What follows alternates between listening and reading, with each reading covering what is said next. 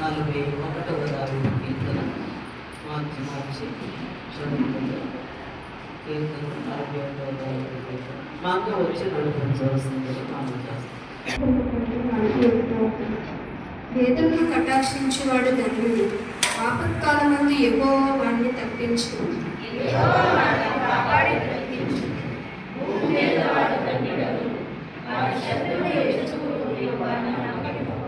రోగస్థయం మీద యెహోవా వాణ్ణి ఆదరించును.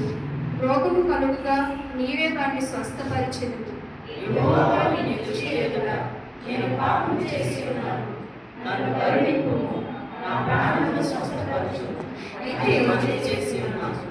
అయితే నా శత్రువులు నా విషయమై చెడ్డ మాటలు నాడుచున్నారు. వాడు ఎప్పుడు చచ్చును, వాడి పేరు ఎప్పుడు మాసిపోవును అని చెప్పుకొనుచున్నారు.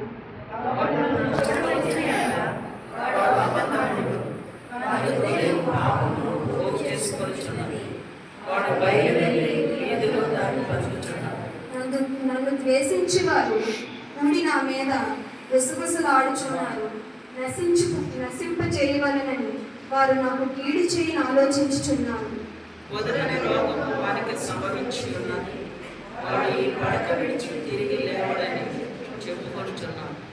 కాండము. ప్రియమైన దేవుని సంగమా, ఇది నా వర్తమానం కొరకు ఏర్పాటు చేయబడిన ధ్యాన భాగము.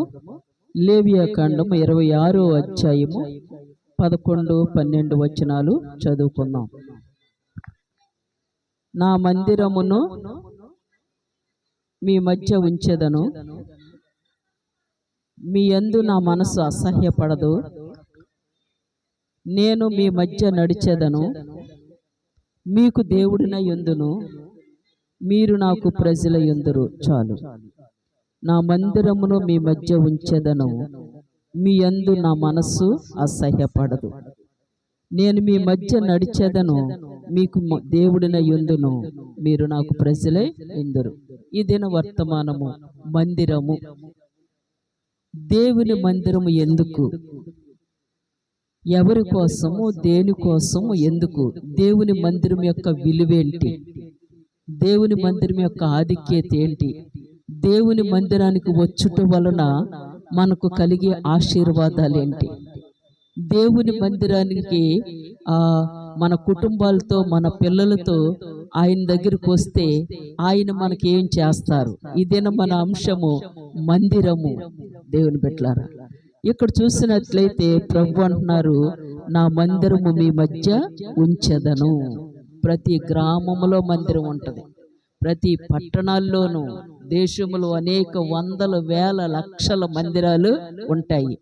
ఎందుకోసము, దేనికోసం అంటే ఈ సృష్టికర్తనే, ఈ జీవాధిపతిని, ఈ దైవ కుమారుణ్ణి, ఈ సర్వలోకనాథుణ్ణి ఆరాధించడానికి. తర్వాత మన బాధలు, కష్టాలు చెప్పుకోవడానికి. మందిరానికి మనం వచ్చినప్పుడు ఆయన మనతో కలుస్తారు. నేను వారిని కలుసుకుంటానంటారు. నేను రెఫరెన్స్ ఇస్తాను. నేను మీ దగ్గరికి వచ్చి మిమ్మల్ని కలుసుకుంటానంటున్నారు. కలుసుకోవడం అంటే ఏంటి? ఇద్దరు మనుషులు, ఇద్దరు వ్యక్తులు కలిసి మాట్లాడుకుంటారు. ఇంకా ఎక్కువ మంది కలిసి మాట్లాడుకుంటారు. ముఖాముఖిగా మాట్లాడేది ఏంటి? కలిసి మరి మాట్లాడుకోవడము, పని చేయడము, రకరకాల పరిస్థితులు. దేవుని బిడ్డలారా, ఇక్కడ ప్రభు అంటున్నారు, నా మందిరము మీ మధ్య ఉంచెదను. అలనాడు ఇజ్రాయేల్ ప్రజల ప్రయాణములో మొదట దేవుని మందిరము కట్టిన తర్వాత వాళ్ళు గుడారాలు వేసుకునేవారు. ఆ మందిరములో ప్రభు ఆ మేఘము వలె వచ్చి మాట్లాడేవారు. ఈనాడు మందిరాలు దేనికంటే ఆ దేవుణ్ణి ఎంత ప్రేమిస్తే దేవుని మందిరాన్ని అంత ప్రేమిస్తాం. మందిరములో ఏముంటాయి దేవుని బిడ్డలారా? మందిరంలో ఏముంటాయి? పాటలు ఉంటాయి, ఆరాధన ఉంటుంది, వాక్యం ఉంటుంది, ప్రార్థనలు ఉంటాయి, మ్యూజిక్స్ ఉంటాయి, కానుకలు పెట్టే ఉంటది. అంతేనా? ఇంకేమైనా ఉంటాయా? మనం ఎంత ఆరాధిస్తామో, ఎంత ప్రార్థిస్తామో, ఎంత తర్వాత మందిరములో నీ బాధలు, కష్టాలు, నీ సమస్యలు, శోధనలు సమస్తము చెప్పుకున్నప్పుడు ఆయన వినే దేవుడు. నీ బాధలు ఎవరు వినకపోవచ్చు, ఎవరు పట్టించుకోకపోవచ్చు, ఎవరు నిన్ను ఖాతరు చేయకపోవచ్చు, కానీ జీవము గల దేవుడు, నీ హృదయాంతరంగములు ఎరిగిన దేవుడు పరిశీలించి పరిశోధించి నీకు సహాయం చేయడానికి సిద్ధముగా ఉన్న రాజులకు రాజు, ప్రభులకు ప్రభు, దీనుడుగా రిక్తుడుగా మన మధ్యకి వచ్చి ఉన్నారు. నా మందిరాన్ని మీ మధ్య ఉంచుతాను. మన మధ్యన ఆయన మందిరం ఉంది. ఆ మందిరములో ఆయన నివసిస్తున్నారు. ఆ మందిరానికి ఆయన వస్తున్నారు. ఆ మందిరములో ఆయన నిన్ను ఆశీర్వదిస్తారు, నిన్ను కలుసుకుంటారు. నీ పిల్లల విషయంలో ఆయన ప్రతీది కూడా సహాయం చేసే దేవుడు. ఒకవేళ నా నుంచి తొలగిపోయావా, నా నుంచి తొట్టిపోయావా, మరలా నా దగ్గరకు వచ్చి ప్రభువా క్షమించమని అడుగుతున్నావా, నా మనస్సు మీ యందు అసహ్యపడదు. నేను మీకోసమే వచ్చాను, మీకోసమే నేను వచ్చాను. నేను అసహ్యపడను.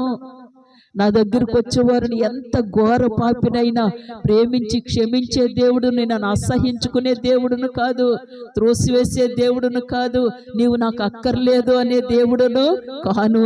నా మనస్సు అసహ్యపడదు అంటారు ప్రభువారు. నేను మీ మధ్య నడిచేదని. ఇప్పుడు మన మధ్య ఎవరు నడుస్తున్నారు? ఎవరు నడుస్తున్నారు? పరిశుద్ధాత్మ దేవుడు, జీవము గల దేవుడు మన మధ్యన నడుస్తూ ఉంటారు, మన మధ్య సంచరిస్తూ ఉంటారు.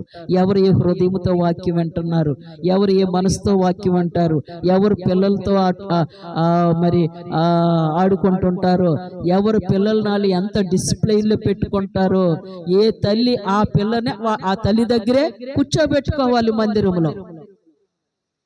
మందిరంలో పిల్లల్ని వదిలేసి ఆ పిల్లలు అలాగా మరి పరుగులెడుతూ ఉంటే ఆ పట్టించుకోలేని పరిస్థితి.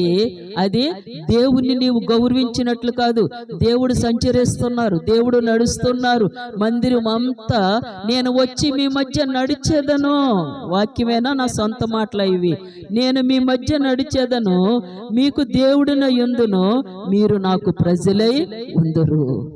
దేవుడు నడుస్తున్నప్పుడు, దేవుడు సంచరిస్తున్నప్పుడు, నీకు ఏకాగ్రతగా దేవుని వాక్యాన్ని ఆ హృదయపూర్వకంగా నువ్వు తీసుకుంటున్నప్పుడు, హృదయపూర్వకంగా నువ్వు అందుకుంటున్నప్పుడు ఆయన సంతోషిస్తారు, ఆయన ఆనందిస్తారు. అనాలోచితంగా ఇక్కడికి వచ్చి కూడా ఏవేవో గుర్తు చేసుకుంటూ ఇంటి దగ్గర ఏమైపోతుందో ఏంటో అది కాదు. తర్వాత మందిరానికి వచ్చేటప్పుడు పరుగులెత్తుకుని ఆయన పాదాల దగ్గరికి రావాలి. సమయాన్ని కూడా పలానా టైంకి ట్రైన్ ఉందంటే నిర్లక్ష్యంగా ఉంటామా? ఉండము. బస్సు కరెక్ట్గా ఆ టైంకి ఉంటుందంటే టైంకి వెళ్తామా? తర్వాత వెళ్ళొచ్చు అనుకుంటామా? ఏదైనా సరే సిద్ధపడి ఆ ప్రయాణము చేస్తావు. దేవుని మందిరానికి కూడా చాలా నిన్న సాయంకాలమే నువ్వు ఏ బట్టలు వేసుకోవాలో మరి చూసుకోవాలి. నీ కానుక సిద్ధపరచుకోవాలి, నీ బట్టలు సిద్ధపరచుకోవాలి. నువ్వు టైంకి బయలుదేరేటప్పుడు మరి ఏమేమి కావాలో రాత్రే సిద్ధపరచుకోవడం ఉన్నప్పుడు నేను అలాగే చేస్తాను. ఎవరు కానుక వాళ్ళకి ఇవ్వడమే కాదు, బట్టలు తీసుకోవడమే కాదు, ఉదయానికి ఆదివారము టైం చాలదు. ఎప్పుడన్నా టిఫిన్ పెడతా, ఉదయాన్నే లేచేసి ఉదయం లేచి ప్రార్థన చేసుకుని తర్వాత పనులు చక్క అన్ని కూడా సిద్ధపడే ఉంటాం. ఇదివరకైతే శనివారం సాయంకాలం నేను కూర వండేసుకునేదాన్ని. శనివారం సాయంకాలం ఏదో కూర వండేసుకుని ఫ్రిడ్జ్లో పెట్టేసి ఆదివారము 12 గంటలకి వేడి చేసుకుని తినండి. మన సిద్ధపాటును బట్టి పరిశుద్ధాత్మ దేవుడు మనతో నివాసం చేస్తారు, మనలోనికి వస్తారు, మనతో మాట్లాడతారు, మనల్ని నడిపిస్తారు, మనకు ఆలోచన ఇస్తారు, జ్ఞానం ఇస్తారు, ఆశీర్వాదిస్తారు, దీవిస్తారు, హెచ్చిస్తారు, గణపరుస్తారు. ఆయన ప్రేమ విస్తారముగా ఉంటది. నీవు ఆయనకి హృదయపూర్వకముగా సమర్పించుకున్న దాన్ని బట్టి ప్రభువారు అంటున్నారు, నేను మీ మధ్య నడిచేదను, మీకు దేవుడునై ఉంటాను, మీరు నాకు ప్రజలేను. ఆయన అంత భరోసా ఇస్తున్నప్పుడు నీకెందుకు బెంగ? ఆయన అంత ధైర్యం నీకు ఇస్తున్నప్పుడు నీకెందుకు గలిబిలి, నీకెందుకు టెన్షను? చూడండి దేవుని బిడ్డల, నిర్గమకాండ 40 అధ్యాయము 34వ వచనం చూడండి. 34, 35 వచనం.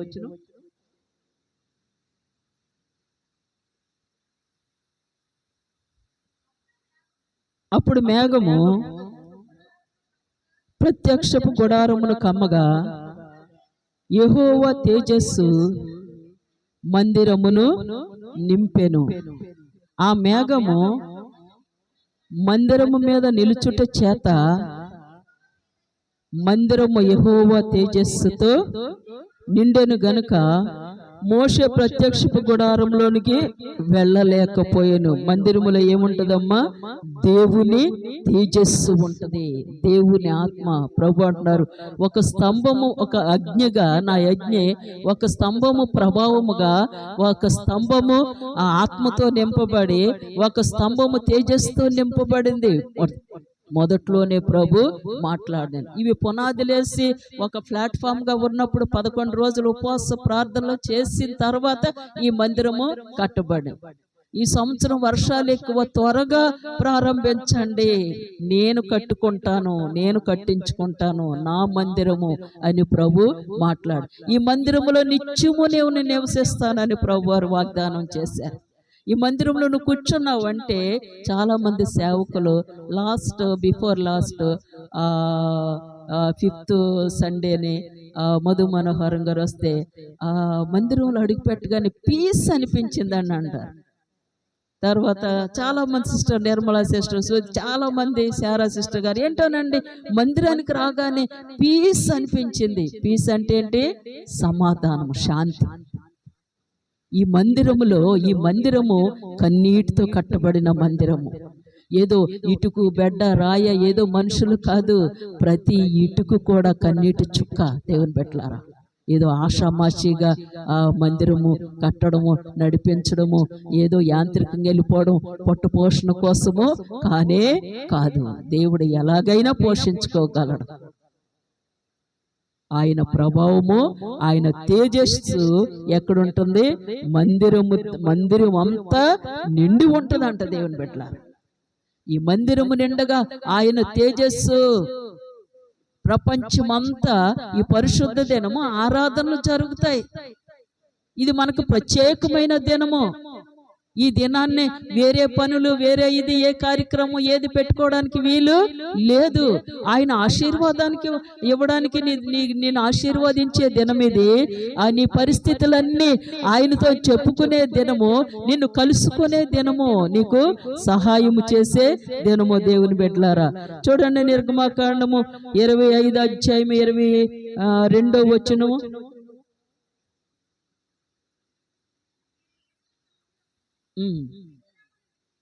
నిర్గమకాండము 25:22. అక్కడ నేను నిన్ను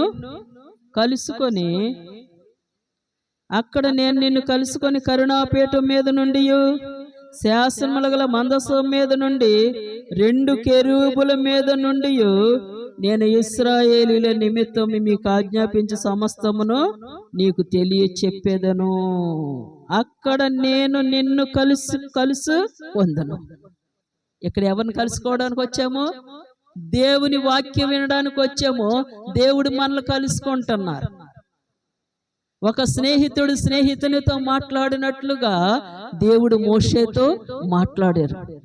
దేవుణ్ణి మనం కలుసుకోవడానికి వచ్చి ఉన్నాము.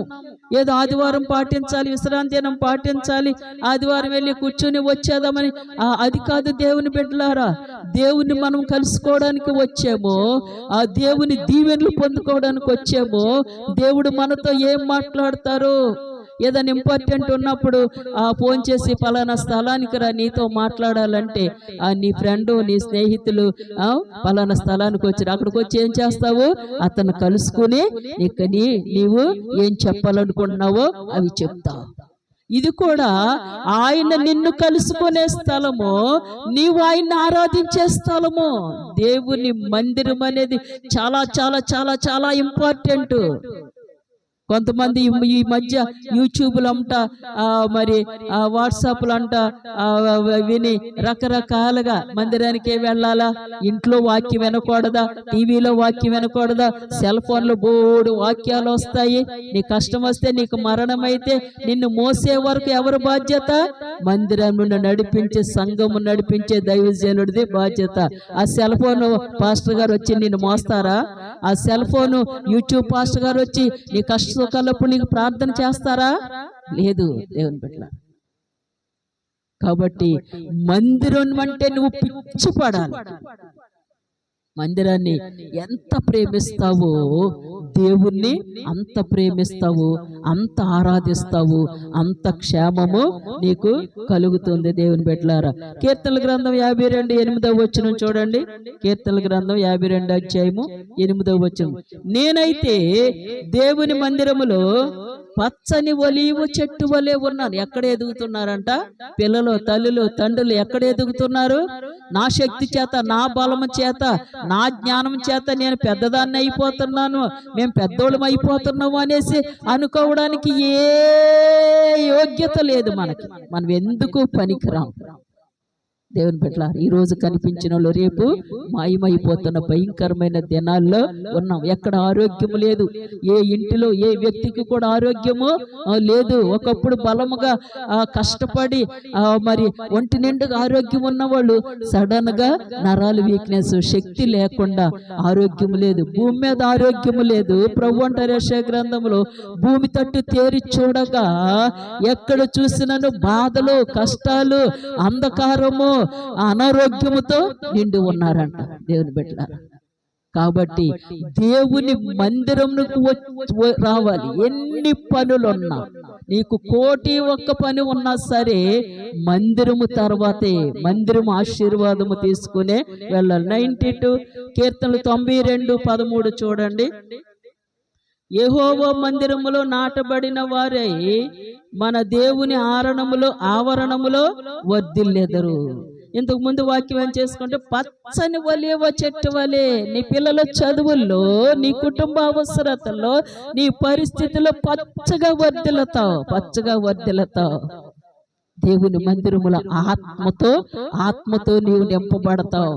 వాక్యం విన్నప్పుడు నీ హృదయం మెత్తబడుతుంది. నీది మాంసపు హృదయముగా ప్రభు మారుస్తారు. నీకు ఒక నిర్ణయం తీసుకునేలా ప్రభు చేస్తారు. నువ్వు ప్రభుకి లోబడేలాగా ఆ ప్రభు ఆత్మ నిన్ను సంధిస్తుంది, నిన్ను బంధిస్తుంది, నిన్ను వర్ధిల్లింప చేస్తుంది. పచ్చని ఒలీవ మొక్క వలె నీ ఎదుట నీ పిల్లలు వర్ధిల్లుతారు. దేవుని బిడ్డలారా, ఎక్కడ? ఆయన మందిరములో.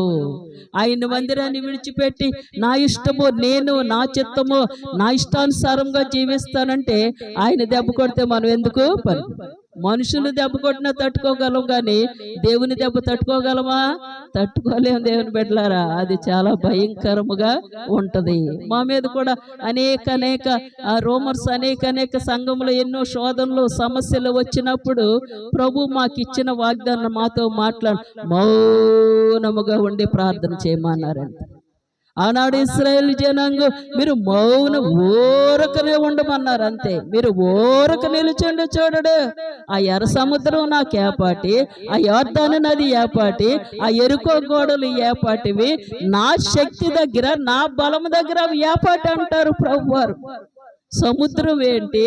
చిన్న పిల్లకాలవ అది ఆ నీరు ఆగాలంటే ఆగుతుందా? మనం ప్రభు అన్నారు, మీరు ఊరక నిలుచుండి చూడండి. ఓ గై కేకలు, బొబ్బలు ఏమక్కర్లేదు. గొడవలు, తగులు, తంటాలు ఏమక్కర్లేదు. నువ్వు మౌనంగా ఆయన పాదాలు పట్టుకుని ఆడవడం నేర్చుకో. నువ్వు మౌనంగా ఆయన పాదాలు పట్టుకుని ప్రార్థన చేయి. నువ్వెంత దేవునికి విధేయత కలిగి ప్రార్థన చేస్తావో నీ కార్యములు సైలెంట్గా చేసేస్తారు ప్రభువారు. హల్లెలూయా, హల్లెలూయా. మందిరములో మనకు నేర్పించేది అదే. మందిరములో ఆయన మనతో మాట్లాడతారు. మందిరములో సేవకులు నిలబెట్టుకుని వాళ్ళు మధ్యవర్తులు, దైవసేనులు, దేవునికి సంఘానికి మధ్యవర్తులు. దేవుని బిడ్డలారా, ఇక్కడ నీ నీ కుటుంబం పచ్చగా పచ్చని ఒలీవ చెట్టు వలె వర్ధిల్లాలంటే దేవుని మందిరములో ఆశీర్వాదములు ఉన్నవని గ్రహించాలి. అలాగే మరి ఆయన ఆవరణములో నీ వర్ధిల్లుతావు. 84:10 చూడండి. నీ ఆవరణములో ఒక్క దినము గడుపుట 1000 దినముల కంటే శ్రేష్టము. భక్తిహీనుల గుడారములు నివసించుట కంటే నా దేవుని మందిర ద్వారము నుండుట నాకు ఇష్టము. భక్తుడు అంటాడు. ఇక్కడ ఏమంటారమ్మా? ఇక్కడ ఏమంటారు? నీ ఆవరణములో, నీ మందిరములో ఒక్క దినము గడుపుట. ఈ దినము దేవుని సన్నిధికి వచ్చి ఉన్నావు నీవు, 1000 దినముల ఆశీర్వాదములు దేవుడు నీకు ఇస్తున్నారు. భక్తిహీనుల గుడారములో దేవుని మందిరాన్ని విడిచిపెట్టి ఎక్కడెక్కడో జీవిస్తే, ఎక్కడెక్కడో నివసిస్తే, ఎక్కడెక్కడో తిరుగుతూ ఉంటే అక్కడ నీకు ఆశీర్వాదం రాదు. ఇక్కడ భక్తుడు అంటాడు, దావీదు భక్తుడు, నేను భక్తిహీనుల దగ్గర నా ఇష్టానుసారం చేసి నా దేవుని మందిర ఆ గడప దగ్గర, ఆ ద్వారం దగ్గర కూర్చుంటే చాలు నాకు ఆశీర్వాదం, నాకు దీవెన. అంటే తనను తాను ఆ దేవుని సన్నిధిలో ఎంత తను సమర్పించుకున్నాడో చూడండి. ఒక రాజు యూదా ఇజ్రాయేల్ ఆ ప్రజలకి కొన్ని లక్షల కోట్ల జనాంగానికి రాజు అయ్యుండి ఆయన గడప దగ్గర కూర్చుంటే చాలు.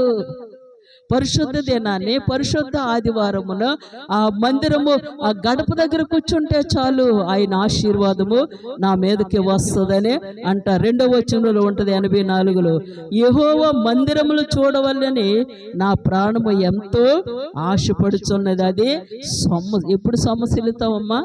అలసిపోయినప్పుడు, ఒక 2 రోజులు మరి భోజనం లేనప్పుడు, బాగా పరిగెత్తినప్పుడు, ఎండతో మరి వచ్చినప్పుడు, ఒక్కొక్క సమయంలో మన ఒంట్లో శక్తి లేకుండా అలసిపోయి సొమ్మసిల్లిపోయి పడిపోతాం. ఒక్కొక్కసారి నా జీవితంలో నేను ప్రార్థన చేసి ఏడ్చి అక్కడ ఒక కుర్చీ ఉండి, బల్ల ఉండి నా తల దాని మీద పెట్టి నేను అలసిపోతాను, నేను సొమ్మసిల్లిపోతాను. ఆ సమయంలో నాకు ప్రభు దర్శనాలు ఇస్తూ ఉంటారు, ప్రభు నాతో మాట్లాడుతూ ఉంటారు. దేవుని బిడ్డలారా, ఆత్మలో సొమ్మసిల్లిన స్థితి ఉందా నీకు? దేవుని పట్ల ఆశతో, ఆసక్తితో నీవు ఆయన పాదాలు కడిగే స్థితిలో ఉన్నావా? నీ ఇంట్లో ఎన్నో బాధలు ఉన్నాయి, ఎన్నో కష్టాలు ఉన్నాయి, ఎన్నో సమస్యలు, ఎన్నో శోధలు, ఎన్నో అవసరతలు ఉన్నాయి. ఆయనతో నీకు ఎంతో పని ఉంది. చెప్పాలంటే ఆయనతో నీకు చాలా పనులు ఉన్నాయి, చాలా పని ఉంది. అయితే నీవు ఆయనకి ఎలా జీవిస్తున్నావు? సమయం ఇస్తున్నావా? నీవు ఆయనకి లోబడుతున్నావా? ఆయనకి నీ మనస్సు, నీ హృదయము, నేను నీ కోసమే ప్రభువా, నీ చిత్తానుసారంగా నేను జీవిస్తాను, నా ఇష్టానుసారంగా కాదు, నీ వాక్యానుసారముగా నా దైవజనులు నాకు నేర్పించుతూ నేను పాటిస్తాను, నేను లోబడతానని ప్రభుకి నువ్వు మాట ఇచ్చావా? దేవుని బడి ఇక్కడ భక్తుడు సొమ్మసిల్లిపోతున్నాడంట.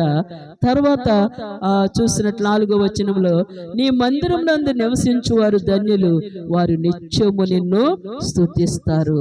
దేవుని మందిరాన్ని ప్రేమించేవారు, దేవుణ్ణి ప్రేమించేవారు, నడిచిన, కూర్చున్న, వంట చేసుకున్న, బియ్యమేరుకుంటున్న, బట్టలు ఉతుకుంటున్న, ప్రయాణం చేసిన ప్రతి క్షణము స్తుతిస్తూనే ఉంటారు. నా ఊపిరి అలాగే ఉంటుంది. దేవుని బిడ్డలారా, హల్లెలూయా. నేను గొప్ప కోసం చెప్పడం కాదు, ఆ విధముగా సంఘము ప్రభు కోసం జీవించాలని దేవుని ఆశ, సేవకుల యొక్క ఆశ. దేవుని బిడ్డలారా చూడండి, 2వ దినవృత్తాంతముల గ్రంథం 7:16 వచనం చూడండి.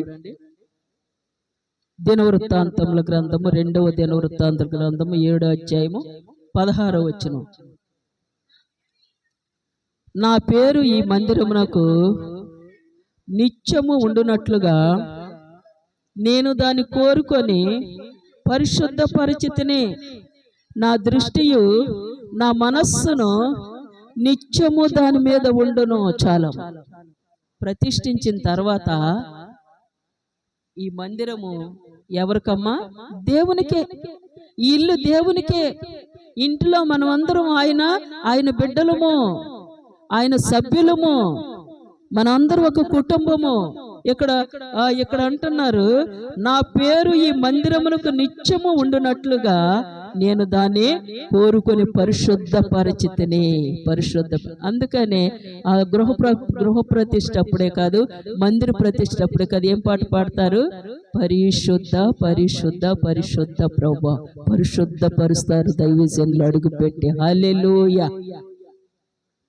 పరిశుద్ధపరచబడిన ఈ మందిరములో నా దృష్టియు నా మనస్సును నిత్యము దాని మీద ఉండును. ఆయన కను దృష్టి మందిరములో ఉంటుంది. దేవుని బిడ్డలారా, ఆయన నిత్యము మందిరములో నివసిస్తారు. నీవు వస్తున్నట్లు, నీవు కూర్చున్నట్టు, నువ్వు వాక్యం వింటున్నప్పుడు నీ పరిస్థితులన్నీ కూడా ఆయన చూస్తున్నారు. ఆ మైండ్తో, ఆగ్రహింపుతో ఉండాలి. ఆ ఆలోచనతో ఆయన్ని ఎక్కువగా ప్రేమించేవారు బహుగా వర్ధిల్లుతారని వాక్యము సెలవిస్తుంది. నేను దాన్ని కోరుకొని ఉన్నాను, ఈ మందిరమును నేను కోరుకుంటాను, నిత్యము అందులో ఉంటాను అంటూ ప్రభువారు అంటారు. నా దృష్టి, నా మనస్సు నిత్యము నీ మీదే. నువ్వొక మందిరము, నేనొక మందిరాన్ని. ఆయన దృష్టి నీ మీద, ఆయన మనస్సు నీ మీద ఉన్నప్పుడు నీ ఇష్టానుసారమైన ఆలోచనలన్నీ చంపేసుకోవాలి. నీ ఇష్టము, నాది, నీలో ఉన్న అహమంతా పోవాలి. నీలో దేవునికి వ్యతిరేకమైన నువ్వు ప్రతిదీ కూడా కాల్చబడాలి. అప్పుడు దేవునికి ఇష్టముగా మనము జీవిస్తాం. చూడండి, 2వ రాజుల గ్రంథము 22వ అధ్యాయము 19వ వచనం 2వ భాగం. 2వ రాజులు 22వ అధ్యాయము 19వ వచనములో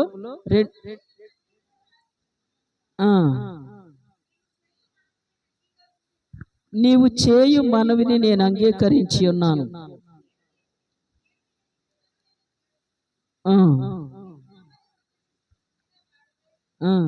నేను చెప్పిన మాటలు నీవు ఆలకించి మెత్తని మనస్సు కలిగి. 2వ రాజులు 22వ అధ్యాయము 19వ వచనం 2వ భాగము. నేను చెప్పిన మాటలు నీవు ఆలకించి మెత్తని మనస్సు కలిగి యెహోవా సన్నిధిని దీనత్వము ధరించి నీ బట్టలు చింపుకొని నా సన్నిధిని కన్నీళ్లు రాల్చితివి గనుక నీవు చేయు మనవిని నేను అంగీకరించి ఉన్నాను. చాలా నేను చెప్పిన మాటలు నువ్వు ఆలకించావు, దేవుని వాక్యముని వింటున్నావు, ఎంత గ్రహిస్తున్నావు, ఎంత లోబడుతున్నావు, ఎంత అనుసరిస్తున్నావు, ఎంత పాటిస్తున్నావు, ఎంత దేవునికి నీ మనసులో, నీ హృదయంలో విలువిస్తున్నావు.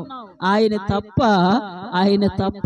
నిన్ను గొప్పగా దీవించే వారు మరి ఎవరూ లేరు. నీ బాధలు వినేవారు లేరు, నీ కష్ట సుఖాలు పట్టించుకునేవారు లేరు. దేవుని బిడ్డలారా, ఇక్కడ చూసుకున్నట్లయితే నేను చెప్పిన మాటలు ఆలకించి మెత్తని మనస్సు కలిగి యెహోవా సన్నిధిని దీనత్వం. మనం ఎలాంటి మనసు? కఠిన మనసా? బండరాళ్ళు లాంటి మనసు కాదు మనం కలిగి ఉన్నది. ఎలాంటి మనసు కలిగి ఉండాలి?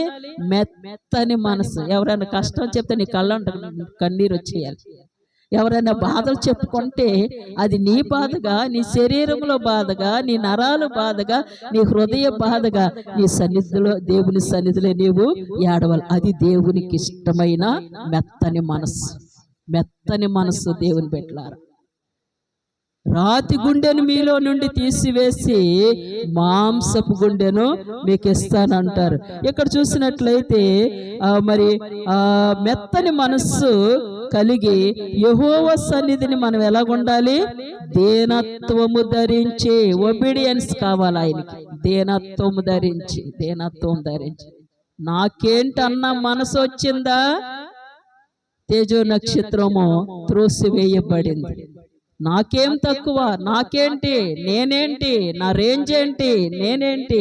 ఎప్పటికీ నిన్ను ఎంత వర్ధిల్లింప చేసిన ప్రభువారు నువ్వు ఆయన పాదాల దగ్గర తగ్గు. నేనే పాటి అన్న మనసే మనకి ఉండాలి. దీనత్వము ధరించి నీ బట్టలు చింపుకొని నా సన్నిధిని కన్నీళ్లు రాల్చితివి. నీ మనవులు నేను బట్టలు చింపుకోవడం అంటే ఏంటమ్మా? ఈ వస్త్రాలు, శారీరక వస్త్రాలు చింపుకోవడమా? కాదు. హృదయము నలిగిపోవాలి. విరిగి నలిగిన హృదయమును ఆయన అలక్ష్యము చేయడు.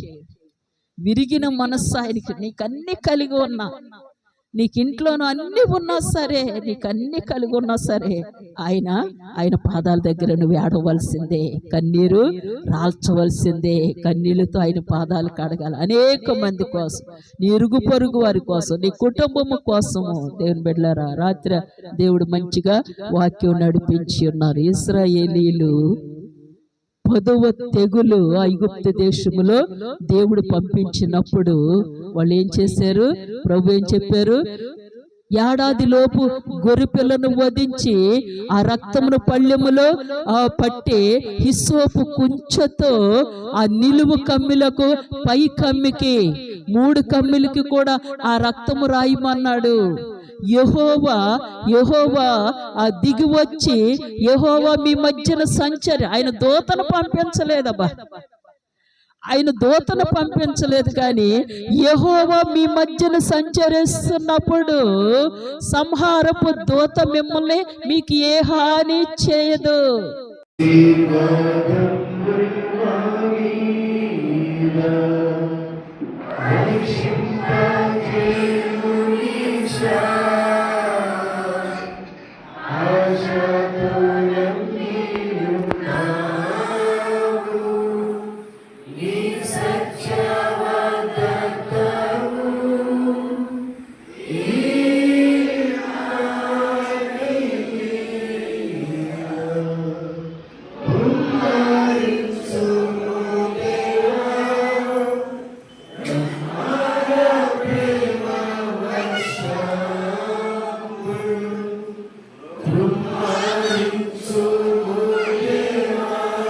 పరలోకమందున మా తండ్రి, నీ నామము పరిశుద్ధపరచబడిన గాక, నీ రాజ్యము మాకొచ్చును గాక, నీ చిత్తము పరలోకమందు నెరవేరినట్లు భూమి యందు నెరవేరును గాక. మరి ఆహారములు మాకు దయచేయము, మా వస్తువులను క్షమించిన ప్రకారం మా మనవులను క్షమించుము, మా శత్రువులకు దేశాలను దృష్టికి తప్పించుము. ఎందుకంటే రాజ్యము, బలము, మహిమ నిరంతరం నీవే ఉన్నావు తండ్రి. ఆమేన్. యేసుక్రీస్తు ప్రభువు తన సన్నిధిని మీద ప్రకాశింపజేసి దాన్ని కరుణించిన కాక, పరిశుద్ధాత్మదేవుడు తన సన్నిధిని మీద ఉదయింపజేసి నీకు సమాధానంగా కలుగు చేయను గాక. ఆమేన్, ఆమేన్, ఆమేన్.